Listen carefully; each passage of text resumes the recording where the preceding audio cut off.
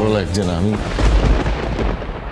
আমি তোমাকে একই জিনিস বুঝিয়ে বুঝিয়ে ক্লান্ত হয়ে গেছি। আবারও ঠান্ডা মাথায় বলছি, প্লিজ আমার কথা বোঝার চেষ্টা করো। আমি তোমায় কথা দিচ্ছি, আমি নিজে যাব সার্জনের সাথে কথা বলতে।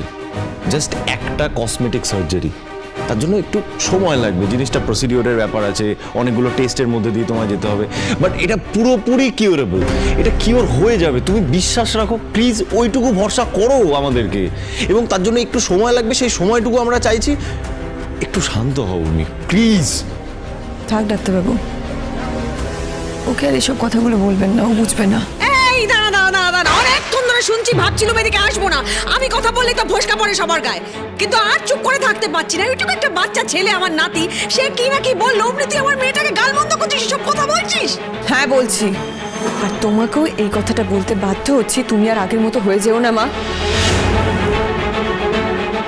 তোমাকে যেন আগের রূপে আমরা না দেখি, এটা তোমার কাছে রিকোয়েস্ট, প্লিজ।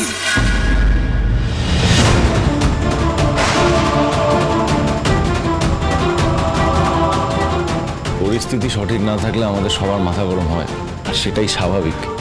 কিন্তু তার থেকেও বেশি ইম্পর্টেন্ট কি জানেন তো মা? এই যে উর্মি মাথা গরম করে এই কথাগুলো বলছে, আপনি মা হয়ে সমানে সেটাকে সাপোর্ট করে যাচ্ছেন। এইটা উচিত নয়। আমরা এতক্ষণ ধরে আপনাকে সেটাই বোঝানোর চেষ্টা করছি, কিন্তু আপনি বুঝতে পারছেন না। রূপাকে অনেকক্ষণ ধরে দেখছি না। শোনা, রূপা কোথায়? সাক্ষ্য আঙ্কেলের সাথে চলে গেছে। কি বলছিস তুই? সাক্ষ্য আঙ্কেল রূপাকে নিয়ে গেছে। না না, এটা হতে পারে না। রূপা এভাবে চলে যেতে পারে না। ওকে ফিরিয়ে আনতে হবে। ওকে ছাড়া আমি কিভাবে? শোনো বলছি, আমরা যাই, চলো। আমিও যাবো, চলো। যেতে হবে, চলো, আমিও যাবো। আমাকেও নিয়ে চলো মাসি, আমিও ফিরে আনবো রূপা দিদিকে। আই মিস হার।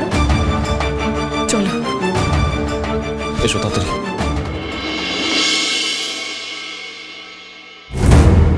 আমি বাবার সাথে চলে এলাম, আর মা একবারের জন্যও এলো না, একটা ফোন করে খোঁজও নিল না। আমার জন্য মা বাবা অনেক কিছু সহ্য করেছে, আর আমি কষ্ট পেতে দেব না ওদের, কিছুতেই না। মা বাবার তো কোনো দোষ নেই, তাহলে ওরা কেন শাস্তি পাবে? তোমার মনের দুঃখটা আমি বুঝতে পারছি, কিন্তু রূপা, তোমার বাবা যে তোমার জন্য ভালো খাবার বানিয়েছে, কিছু তো মুখে দিতে হবে, তাই না? আসলে চারু আন্টি, আমি এখন কিছু খেতে চাইছি না। এরকম বললে কি করে চলবে? কিছু তো খেতে হবে। ওই দেখো, অনুরাগের ছোঁয়া, সোম থেকে রবি প্রতিদিন রাত 9:30টায় স্টার জলসায় ও জিও হটস্টারে।